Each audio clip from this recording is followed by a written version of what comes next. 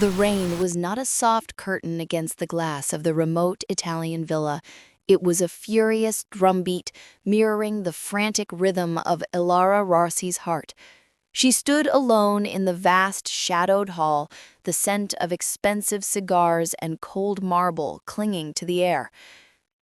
3 weeks ago, her husband, Dante De Luca, had died in a car accident that everyone knew was a clean execution to settle his ruinous gambling debts. Now, Luca's brother Dante stood before her, a man carved from granite and tailored Italian wool. He was the Capo now, and Elara, once Luca's frivolous wife, was his property. The terms are non-negotiable. Dante's voice was a low, velvet threat in the silence.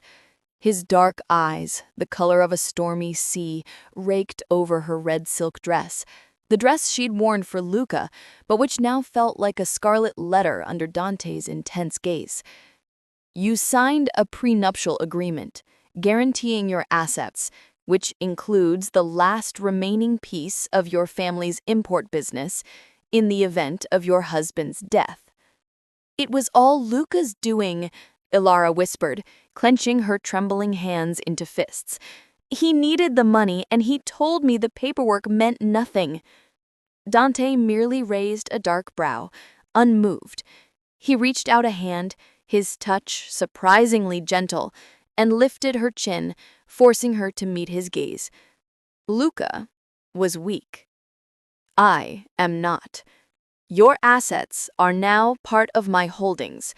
Your freedom is forfeit, and you are mine. Elara tried to pull away, but his grip was iron, his thumb lightly tracing the pulse at her jawline. I am not an asset, Dante. I am a person, and I won't be held captive by a debt that isn't mine. You will be my wife, Elara, he stated, the words a cold vow. You will share my bed, bear my children, and manage my legitimate businesses. In return, your name is protected, your family's dignity, what little remains, is preserved, and my vengeance against those who broke Luca is served. The last words chilled her more than the cold in the room. Vows mean nothing to you, only vengeance, she accused, her voice tight with anger and fear. Vows are unbreakable, Elara, he countered, his eyes darkening with a raw intensity that made her stomach clench. But mine are forged in cold, hard reality, not sentiment. The wedding was small and silent, held in the family chapel with only a handful of stony-faced witnesses. Elara wore the plainest black dress she could find, a silent protest against her new gilded cage. When Dante slid the heavy platinum ring onto her finger, the metal was cold, branding her as his property.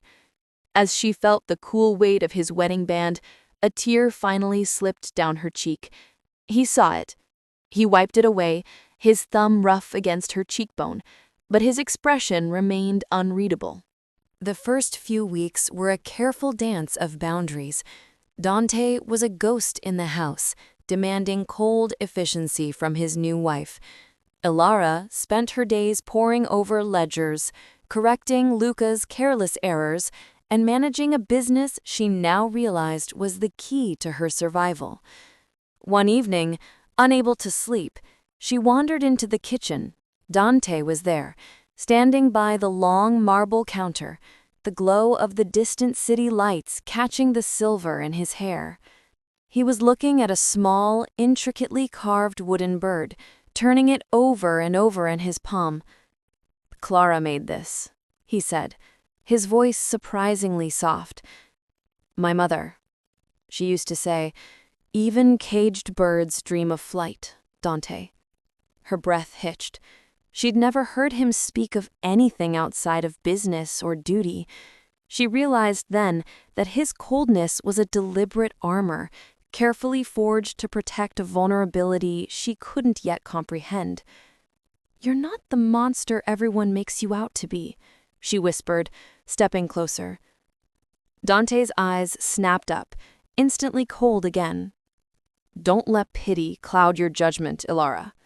There's a price for that here. The next night, Dante came to her room.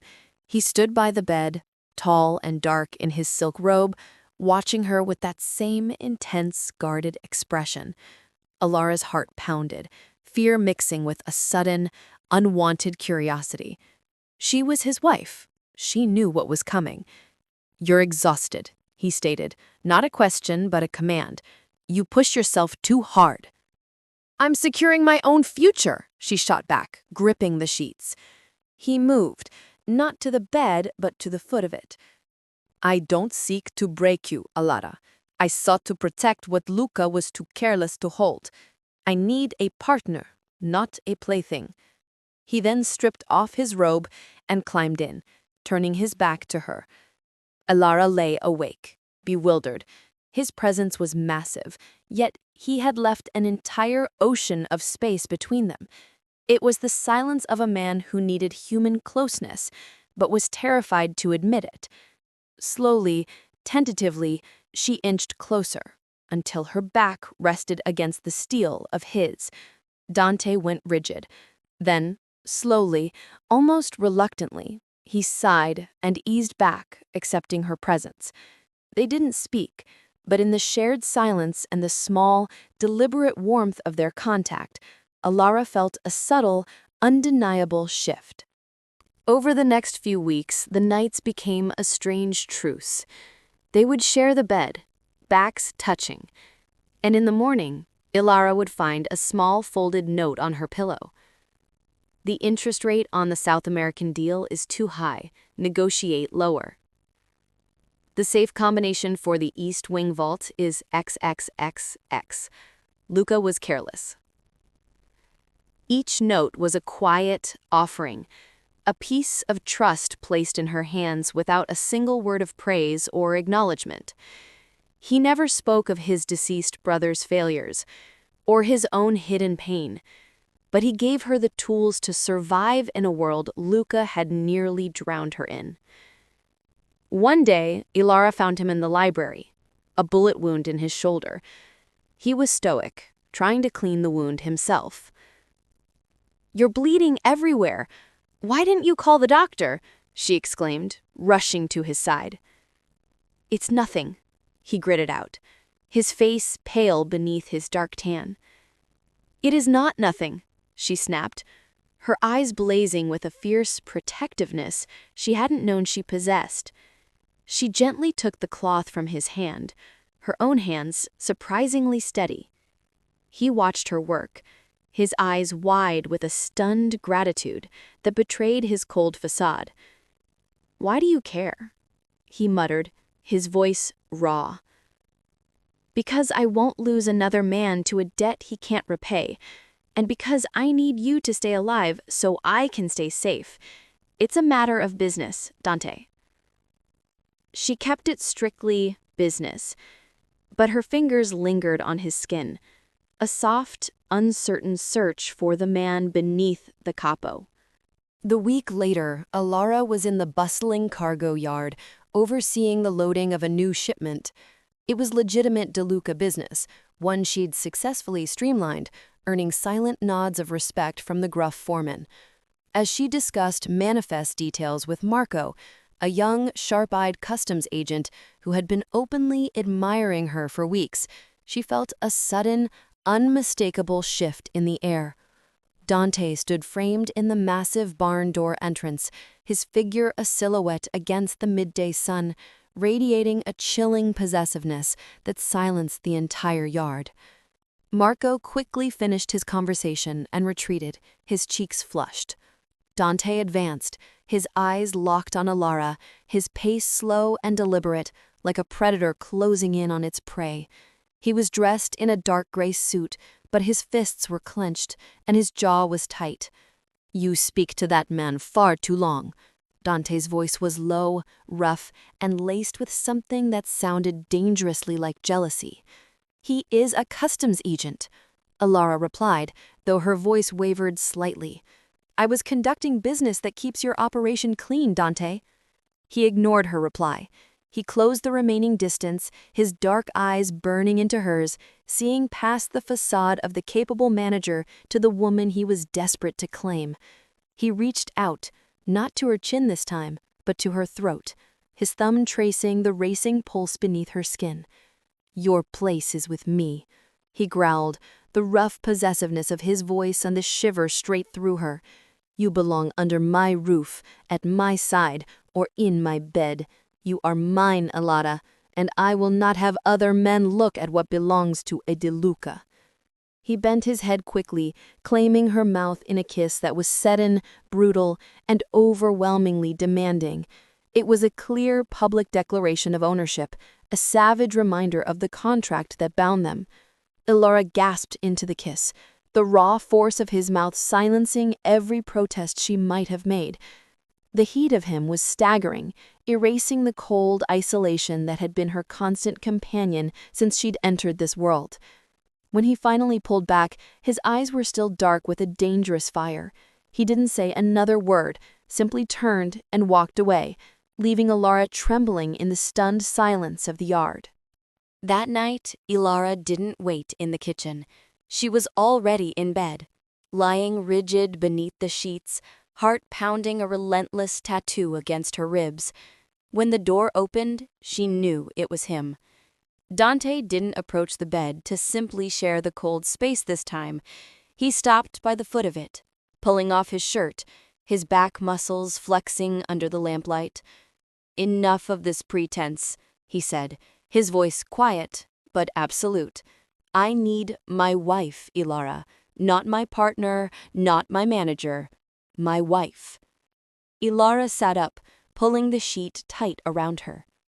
"I am not a mare to be bred, Dante. I won't be used to secure your bloodline." He finally moved to the edge of the bed, his dark eyes holding hers, no longer cold, but searing with raw, undeniable need. "I won't lie to you," he admitted, his voice rough. "I need an heir. But I will not take you. I will have you, as my wife, with the honesty of a man who respects your strength, even if he cannot yet show you tenderness." He reached for her hand, his calloused fingers interlacing with hers. "I need you to look at me, Elara. You say I am broken. Then let me find something whole in you. Look at me and tell me you do not feel this fire between us, forged in the very defiance you claim." Elara met his gaze, the honesty in his eyes finally breaking her resolve. She saw the burning hunger, the desperate need for connection that lay beneath his iron control. She felt the undeniable pull that had thrummed between them since the moment he first laid eyes on her. "I feel it," she whispered, her voice barely audible. "I feel the danger, Dante." "Then embrace it," he murmured, his face close to hers, his breath warm against her lips. "Embrace the storm." He didn't rush. He taught her the difference between fear and passion, between a contract and a connection. Their bodies became a language that broke through the walls of silence and resentment they had built. Under the shelter of the mosquito netting, in the quiet darkness, Elara finally learned that the touch of the Capo could be devastatingly soft. The months that followed were a blur of work, whispered conversations in the dead of night, and a growing, fierce attachment Elara fought to deny. She became indispensable, running the books, mastering the supply chain, and, slowly, learning how to be Dante's wife.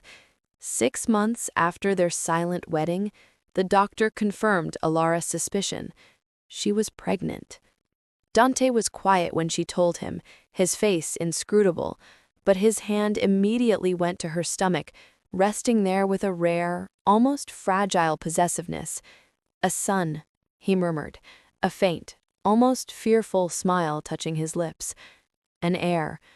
Elara knew the joy she felt was more than duty.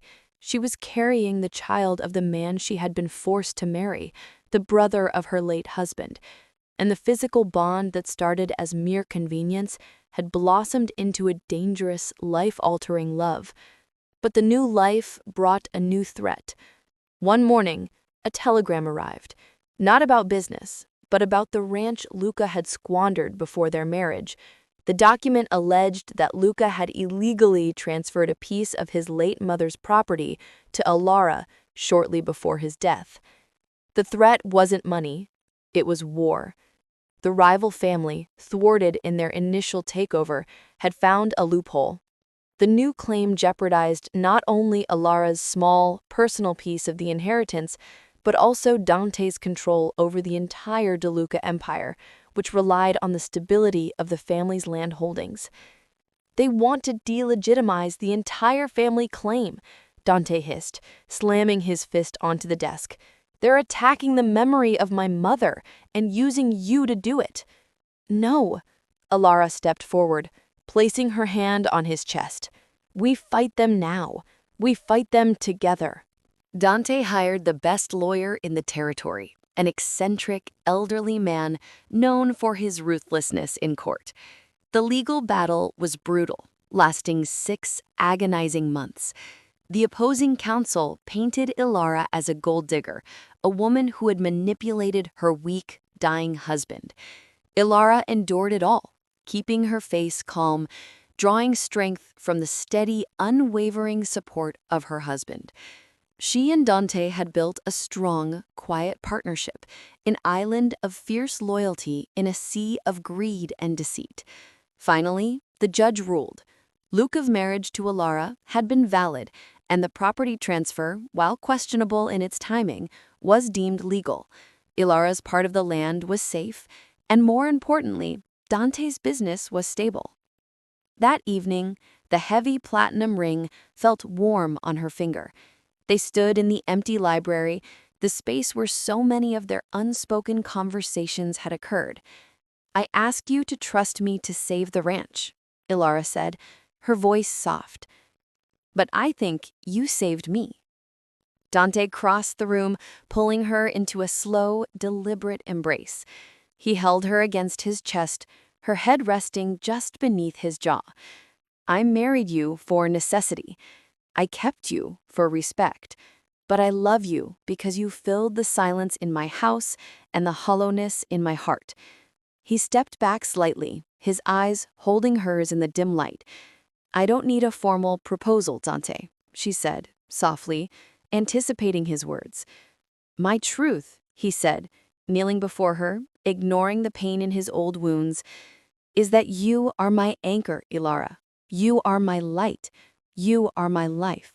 I vow to protect you, love you, and honor you every day for the rest of my life. The night the external threat was neutralized, an organized takeover by a rival family, the source of Luca's final debt, Dante returned home, bloodied but victorious. He went straight to the library, pouring himself a drink, his back to the door. Elara followed him, standing just inside the threshold. It is finished, he said, turning to face her. The debt is paid. The business is secure. He looked at her, his usual mask of indifference finally shattered. His eyes were not cold ash now, but a turbulent, uncertain storm. You didn't have to come with me, he said, his voice quiet, almost broken. I didn't expect you to stay after Luca, after all this.